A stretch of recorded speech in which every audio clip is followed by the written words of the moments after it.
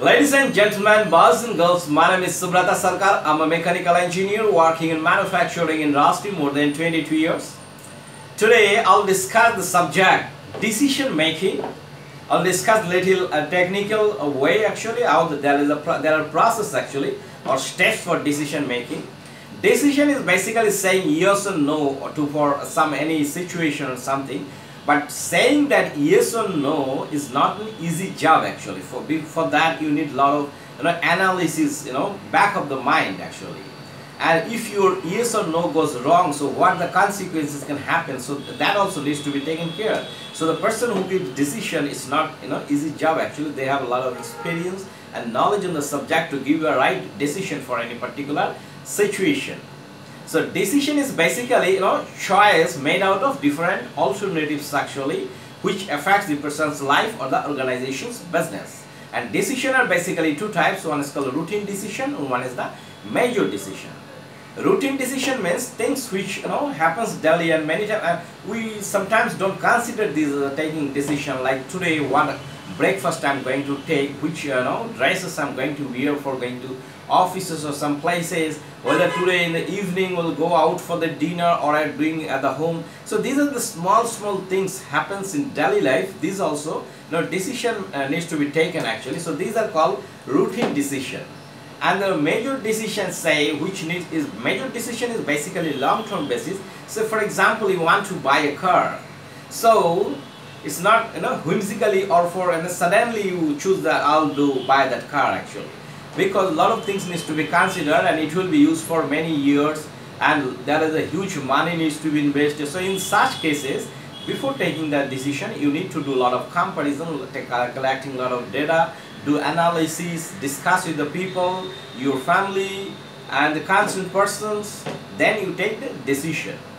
And there is financial decisions sometimes, like investing money for any say fixed deposit or some bonds or in the share market. So these are the long-term things, and which and money is very important. So these are the things actually. Financial decision is also needs to be taken care of very carefully with the discussed with the experienced people and taking the data from the internet, and then you can take the right decision. Otherwise there is a possibility that you might lose money actually. So in decision making, in a short way, there are 4 steps actually. One is identifying the problem, list the alternative, then you decide, then evaluate and resolve. Person who are doing a lot of decision making, they also know that what happens with the decision actually. So by that way actually they get experienced actually.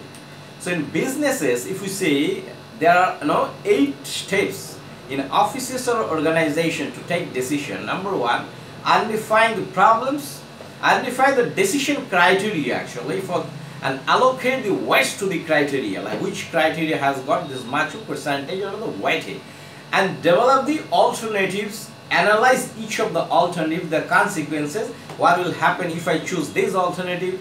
Then out of those you select the alternatives and implement the alternatives and evaluate the decision making effectiveness. So these 8 points are actually basically steps for making decision in any organization or business, so that you can get the best possible decision actually out of that actually. And in decision making, many times what happens, in most of the times there are 2 factors, 2 sides actually.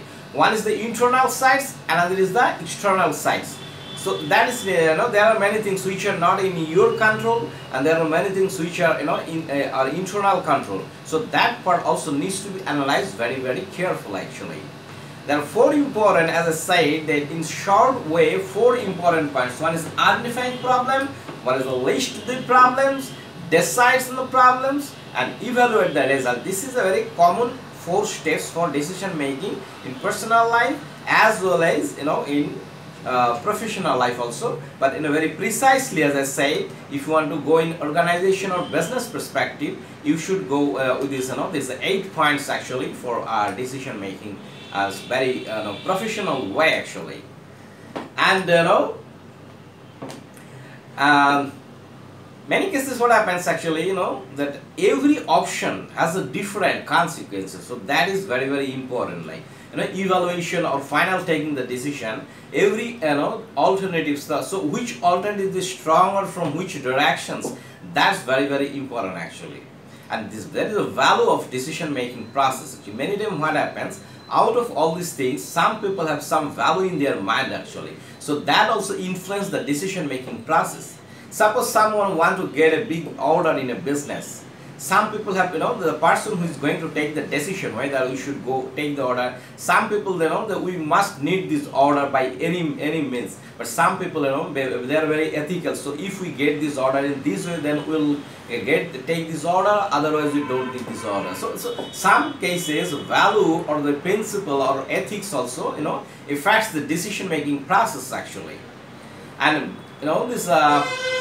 Obviously, there is a benefits for a good decision-making process. If it's in the case of the personal life, so quality of life will enhance if you are in a position to take right decision, and at the same way in organization perspective also, if you can take the right decision, so organization will grow like anything. And if your decisions are wrong in organization's perspective, so there is every chance of that organization will move toward in the wrong directions or the negative directions.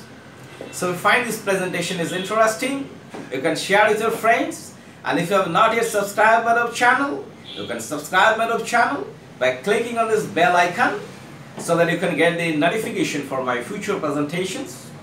Thanks a lot for your attention.